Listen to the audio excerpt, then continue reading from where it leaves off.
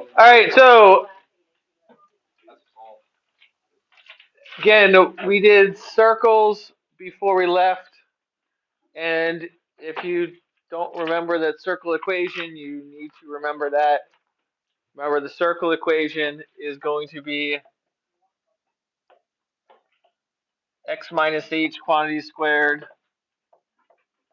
plus y minus k quantity squared equals the radius squared. Okay, so this is the time where both the h and k are opposites of what you're going to actually see. So when we go and write our equation here, remember our center is the h and k. So it'll be x minus a negative 5, so it'll be x plus 5 quantity squared plus y minus k, so y minus a negative 3 would be y plus 3 quantity squared. And then I have to square the radius, so what's the square root of 5 squared? Just 5. So that should be our answer in a second. For 48 then, again, it's kind of just doing the reverse. You're trying to find the center and the radius. So it's giving you the equation. So the center again is going to be the opposite of what we see for both. So I see it as a plus 4, so it would be minus 4.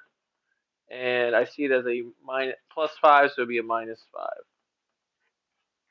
And then I have to take the square root of the number at the end because that's the radius squared.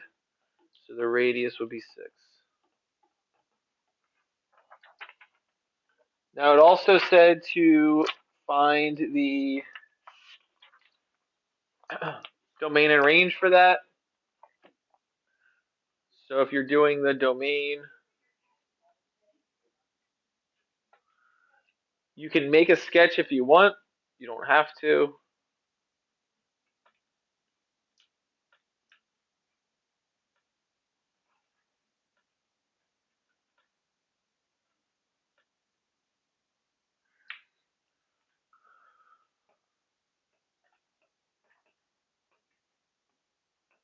So if I were to make a sketch, the center would be negative 4, negative 5, right there. And then I'd have to go left 6 from that. So that'd be at negative 10. Right 6 from that would be positive 2. And then down 5 would be the negative 10.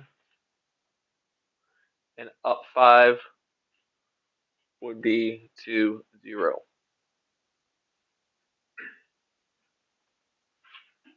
Oh, no, 6, sorry, to 1. Our radius is 6 here. So hold on. This would be negative 11. And this would be up to 1. And we'd still be at negative 10 here. So it looks something like that. So our domain is going to go from negative 10 to positive 2. Again, you're subtracting 6 from negative 4 and adding 6 from negative 4.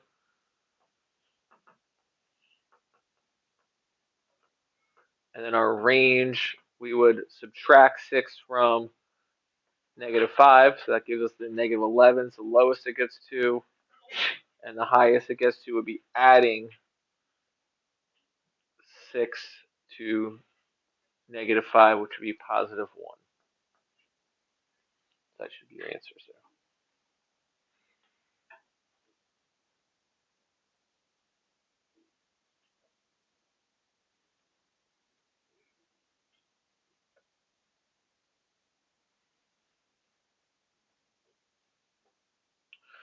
All right, any questions on that? All right, then we're going to move on. So just so you know, based off the sideboard there, we're going to have the tests on Friday and Monday.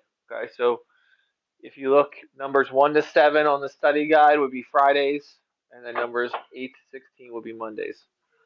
So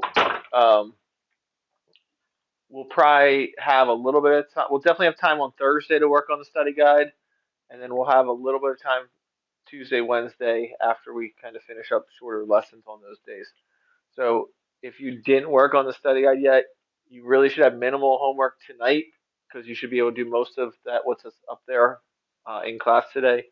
Make sure you work on that study guide. Okay, it is a big test. Okay, it is the whole chapter 2. Chapter 2 is big. Okay. All right. So what we're going to do today then is we are going to be looking at circles some more, and circles in a different form. Okay, so you can write here the general form or general form equation of a circle. You don't have to write all the words, just write general form of a circle, and then we'll write what that general form is in a moment.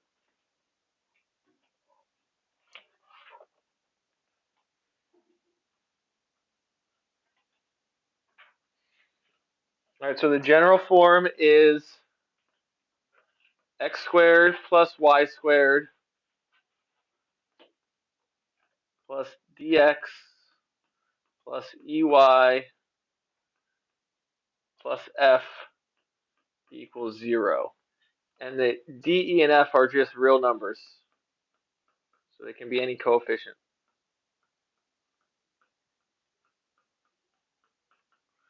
So this is a form of a circle, but it's not quite as nice as the form we looked at for the bell ringer because it doesn't tell us the center or the radius as easy as we just saw. So what we're going to do to get from this standard form or the general form to the graphing form that we talked about for the bell ringer is we're going to have to complete the square. So we completed the square earlier in the year when we were talking about parabolas a little bit.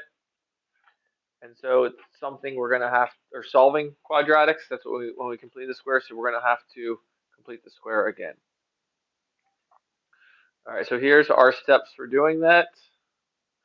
So here's our first off, here's our equation, x squared plus y squared minus 2x plus 6y minus 6 equals 0. Notice that's in the standard form that we just wrote down. It has our x squared, then our y, then an x, we have a number in front of that x, then we have our y, a number in front of that y, and we have a constant. It's equal to 0.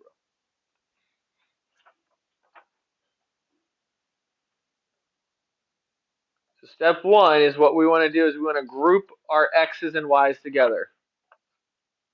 And then we're going to move the constant to the other side.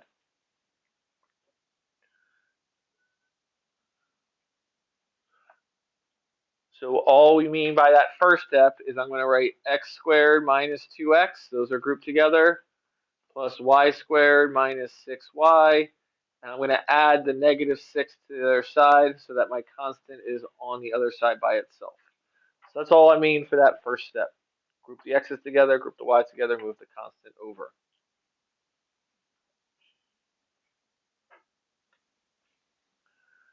Yeah, and the 6y is positive. All right, so now once we have that, what we're going to do is to get it into the form, we're going to complete the square on the x for the x's. Okay, so we went over 2 ways to complete the square. One way was to draw the algebra tiles. We did that way, or we did it where we took half of it and squared it. So it's up to you on how you want to do it. I'm going to do it with drawing the squares. If you can do it without that, that's fine. So remember, for right now, we have one x squared tile. So I draw an x squared. Remember, x squared is x by x. And then there's 2 dimensions to a square, so we always have to have equal sides to the square. So we take that number with the x in front of it and divide it by 2. So 2 divided by 2 is 1. So I have one of the tall, skinny x's going this way, and one sideways going this way. Whatever sign we have is the sign we have. So it's a minus 2x, so I'm going to put minus 1 and minus 1 here. And then we have to figure out, again, it's called completing the square because we have to figure out how many little 1 blocks would go in there to make it a square. So remember, this is 1 unit wide, 1 unit tall. So what's 1 times 1? 1. And we're missing that, so this area is always negative. Okay, so I can rewrite this x part as x minus 1 times x minus 1, which would be x minus 1 quantity squared. Again, it's x minus 1 wide, x minus 1 tall. That's how I'm getting x minus 1 quantity squared. That's how I find the area. However, we're missing 1 from that. So that is the x's in the completing the square part. And I can rewrite that right there for now. And then we're going to do the same thing with the y's. So we're going to complete the square root of the y's. So now I just have a y squared tile, which just means instead of it being x times x, it's y times y. With me, Tristan. We still have 2 sides to that, so I still have to divide that coefficient, in this case 6, by 2. So 6 divided by 2 is 3. So I have 3 of the y tiles going this way, 3 of them turn sideways going this way. And since it was plus 6, it'd be plus 3 and plus 3.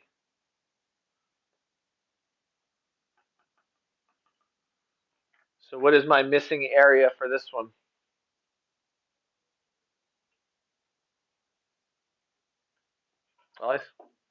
9. 3 times 3 is 9, and it's missing always, so it's going to be negative 9. And so I can rewrite the y's as y plus 3 times y plus 3, which is y plus 3 quantity squared, and we're missing the 9 from that.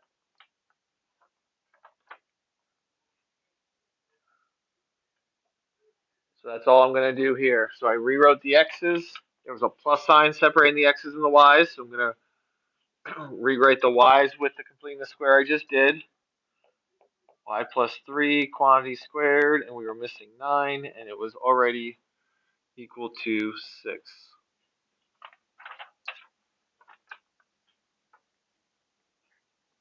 And then we just need to get all our constants to the other side. So it's a minus, it was minus 1, so I'm going to add 1. It was minus 9, so I'm going to add 9. 1 plus 9 is 10, so I'm adding 10 to this side. So my final equation would be x minus 1 quantity squared plus y plus 3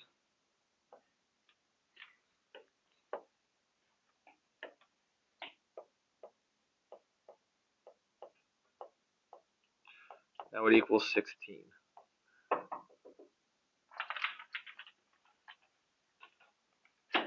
So that would give us a center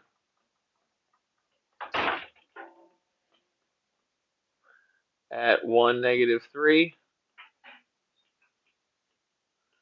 and the radius would be 4. So again, it was kind of just taking something we already did earlier in the year, completing the square, and applying it to circles now.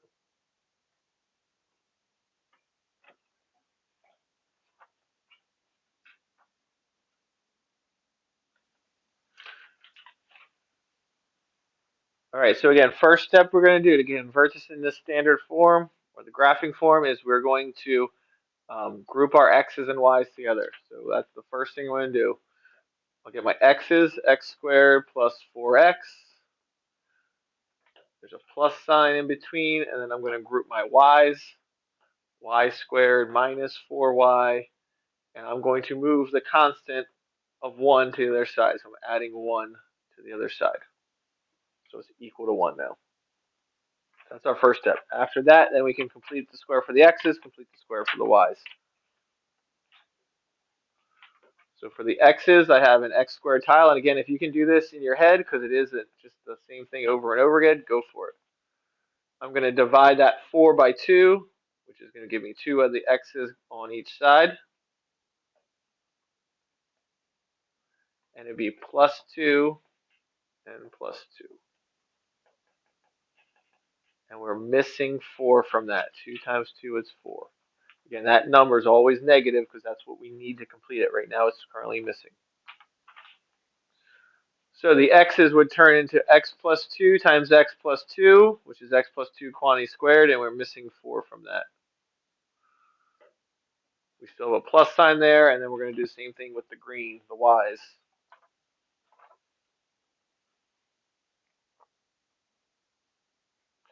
So for the y's, we have a y squared tile, which would be y times y. I'm going to divide the negative 4 by 2, which would be 2. And again, it'd be negative.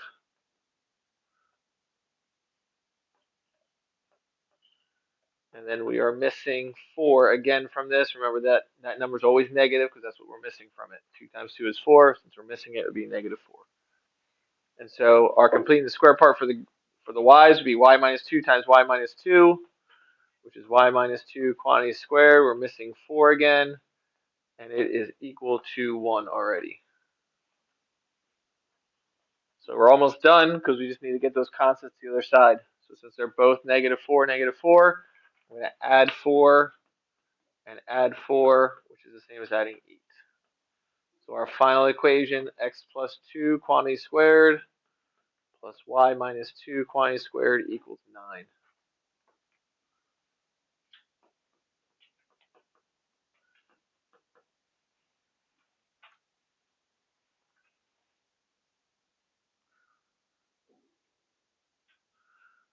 So again, for our center, it would be the opposite we see for both. So our center would be negative 2 and positive 2. And then we have to take the square root of 9, which is 3.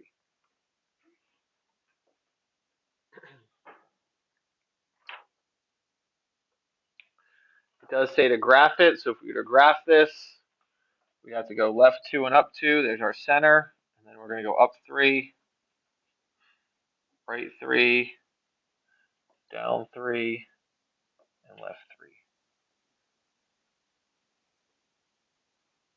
Oh, man, that was such a good circle to the end. I blew it.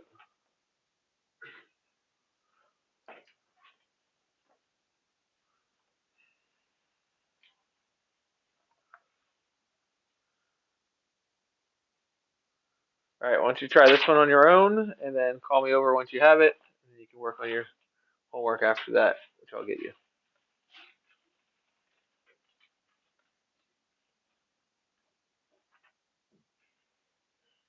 All right, so go ahead and try this equation, and you're going to state the center and the diameter. So remember, once you have the radius, the diameter is going to be twice that.